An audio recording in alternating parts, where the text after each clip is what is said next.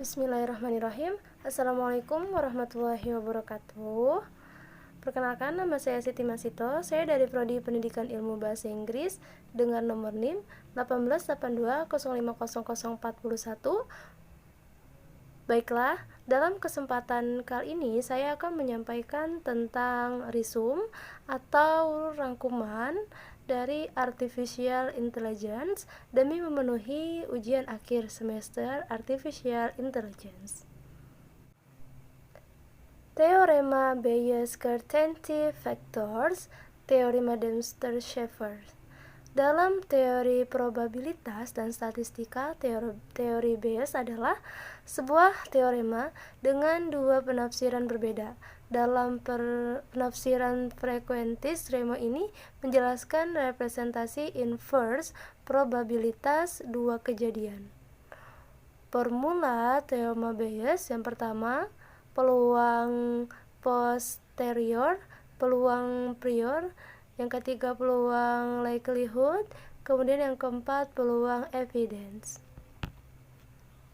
Certainty factor atau faktor kepastian merupakan suatu metode untuk membuktikan apakah suatu fakta itu pasti ataukah tidak pasti yang berbentuk metrik yang biasanya digunakan dalam sistem pakar.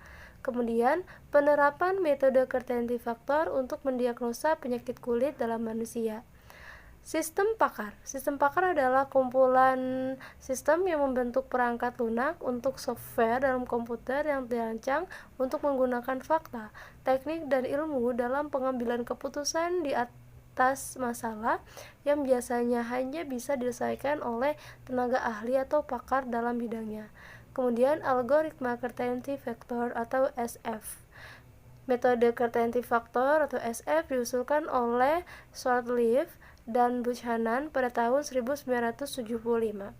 Merupakan nilai parameter klinis yang diberikan MYCIN untuk menunjukkan besarnya kepercayaan.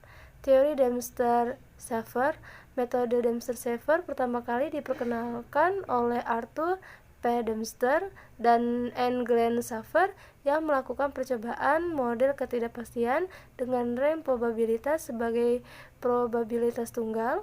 Kemudian teori Dempster dipublikasikan di buku dengan judul Mathematical Theory of Evidence pada tahun 1976.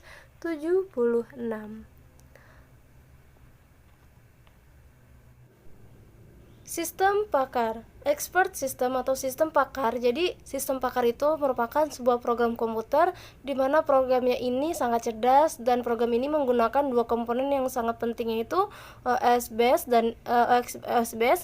dan interference engine untuk memecahkan masalah yang di mana masalah ini bukan masalah yang biasa, namun masalah yang lumayan sulit dan cukup sulit sehingga membutuhkan keahlian manusia, yaitu para pakar untuk menemukan solusinya. Nah, jadi singkatnya ialah sistem pakar adalah sebuah program komputer yang ingin meniru seorang pakar.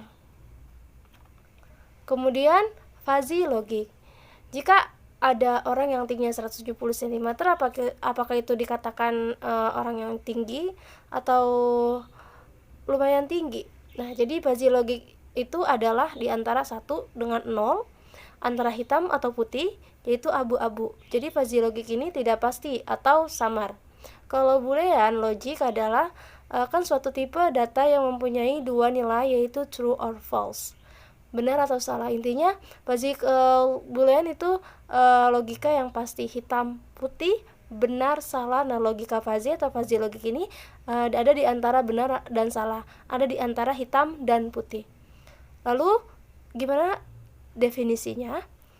Fuzzy logic atau Fuzzy logic atau logika fuzzy adalah peningkatan dari logika boolean yang berhadapan dengan konsep kebenaran sebagian. Lalu siapa sih yang menemukan fuzzy logic ini?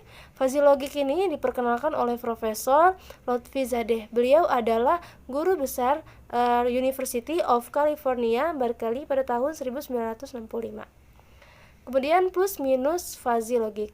Fuzzy logic pun mempunyai kelebihan dan kekurangannya. Yang pertama, untuk kelebihannya, rancangan sistem logika fuzzy cukup mudah dan dapat dimengerti, kemudian dapat memberikan solusi yang sangat efisien untuk masalah kompleks di semua bidang kehidupan karena menyerupai penalaran dan pengambilan keputusan manusia. Kemudian yang ketiga, logika fuzzy. Logika fuzzy dapat dikodekan menggunakan lebih sedikit data sehingga tidak menempati ruang memori yang besar. Kemudian ada juga kekurangannya. Yang pertama yaitu utama dari sistem kontrol logika fuzzy adalah bahwa algoritma ini sepenuhnya tergantung pada pengetahuan dan keahlian manusia. Kemudian kita harus memperbarui aturan sistem kontrol logika fuzzy secara teratur. Pada dasarnya ada 4 bagian dalam arsitektur sistem logika fuzzy yaitu atau fuzzy logic, yaitu ada rule based, fuzzifier, inference engine, dan diffusiver. Nah, berikut contohnya yaitu aplikasi fuzzy logic. Yang pertama yaitu sistem pengereman pada mobil Nissan. Lalu juga ada transportasi lain yang menggunakan aplikasi ini dengan proses mengerem dan menghentikan kendaraan berdasarkan parameter seperti kecepatan mobil, akselerasi, dan kecepatan roda. Kemudian fuzzy interference system. Sistem fuzzy interference system atau sistem interferensi fuzzy. Fuzzy Inference System atau FIS adalah sistem yang dapat melakukan penalaran dengan prinsip serupa manusia melakukan penalaran dengan nalurinya. Sistem fuzzy ini dihasilkan adalah inferensi fuzzy FIS. FIS sendiri telah berhasil diaplikasikan dalam berbagai bidang seperti contohnya kontrol otomatis, klasifikasi data, analisis keputusan dari sistem pakar. FIS dibangun dengan 3 metode yaitu metode Tsukamoto, Madani, dan metode Sugeno.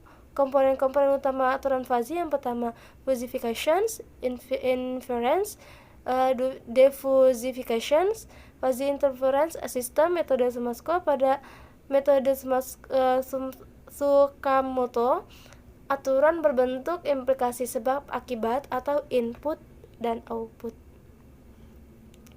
Fuzzy Inference System atau FIS Tsukamoto. Langkah-langkahnya penyelesaiannya yaitu yang pertama variabel fuzzy, input dan output, himpunan fuzzy, fungsi keanggotaan, fungsi implikasi, aplikasi operator fuzzy, penegasan atau diffusifications. Kemudian di sini ada juga yang namanya jaringan syaraf tiruan. Jaringan syaraf tiruan adalah paradigma pemrosesan suatu informasi yang terinspirasi oleh sistem sel saraf biologi, sama seperti otak yang memproses suatu informasi. Istilah dalam JST yang pertama neuron atau unit, jaringan, input atau masukan, output keluaran, hidden layer lapisan tersembunyi, bobot, fungsi aktivasi sederhana, dan paradigma pembelajaran. Komponen-komponen JST yaitu neuron atau sel saraf yang akan mentransformasikan informasi yang diterima melalui sambungan keluarnya menuju neuron-neuron lain. Pada jaringan syaraf, hubungan antar neuron ini dikenal dengan nama bobot. Pada jaringan syaraf, neuron akan dikumpulkan dalam lapisan layer yang disebut dengan layer yang disebut dengan lapisan neuron layers.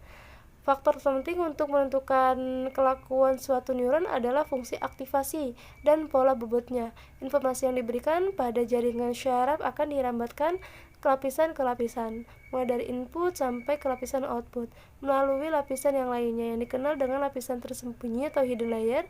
Tergantung pada algoritma pembelajarannya, bisa jadi informasi tersebut akan dirambatkan secara mundur pada jaringan.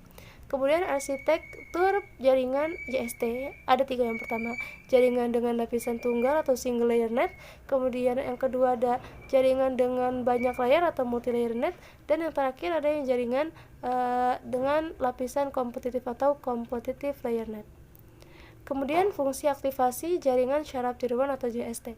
Yang pertama hard limit, tangga biner, kemudian yang kedua semantic, hard limit, bipolar, kemudian yang kedua T-short, kemudian yang keempat bipolar T-short, kemudian yang keenam linear atau identity, kemudian yang ketujuh sigmoid biner, dan yang terakhir ada sigmoid bipolar symmetric sigmoid.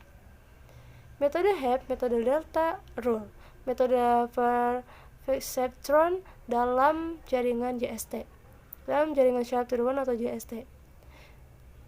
Oke, metode Hebin, HEP. Pembelajaran HEP adalah aturan pembelajaran yang paling tua dan paling terkenal dari semua aturan pembelajaran, yang dinamakan oleh Hebbian karena penemuannya adalah seorang neuropsikolog yaitu Donald Hebb pada tahun 1949. Metode data rule merupakan aturan yang berdasarkan pada ide sederhana yaitu secara berkesinambungan modifikasi strength koneksi untuk mereduksi selisih atau beda atau disebut dengan delta antara nilai keluaran yang diinginkan terhadap nilai keluaran saat itu dari hasil pemrosesan elemennya. Kemudian metode perceptron. Perceptron merupakan metode pembelajaran dengan pengawasan dalam sistem jaringan syaraf. Perceptron dapat digunakan untuk mengenali pola karakter, simbol, termasuk pola pulau-pulau yang terbesar di Indonesia. Kemudian algoritma genetika. Algoritma genetika adalah algoritma komputasi yang diinspirasi teori evolusi yang kemudian diadopsi menjadi algoritma komputasi yang biasa digunakan untuk memecahkan suatu pencarian nilai dalam sebuah masalah optimasi. Algoritma genetika memiliki struktur, yang pertama populasi, yang kedua kromosom, kemudian yang ketiga generasi, kemudian yang keempat fungsi fitness, kemudian yang kelima offspring, kemudian yang terakhir ada yang namanya mutasi. Hal-hal yang harus dilakukan dalam algoritma genetika, yang pertama mendefinisikan individu, kemudian yang kedua mendefinisikan nilai fitness, kemudian yang ketiga membangkitkan populasi awal, kemudian yang keempat seleksi, kemudian yang kelima perkawinan silang atau crossover dan mutasi gen. Kemudian contoh dalam aplikasi algoritma genetika. Yang pertama aplikasi GA untuk mencari nilai maksimum dari suatu fungsi, kemudian aplikasi fungsi GA untuk penyelesaian TSP, kemudian aplikasi GA untuk optimasi radio base stations, kemudian aplikasi GA pada peramaian data time series, kemudian aplikasi GA untuk mencari kata. Oke, demikianlah penjelasan dari saya mengenai resume atau rangkuman mengenai artificial intelligence. Oke, dari saya cukup sekian. Mohon maaf apabila ada kesalahan. Yang benar hanya datang dari Allah dan yang salah hanya datang dari diri saya sendiri. Wabillahi taufiq wal hidayah. Wassalamualaikum warahmatullahi wabarakatuh.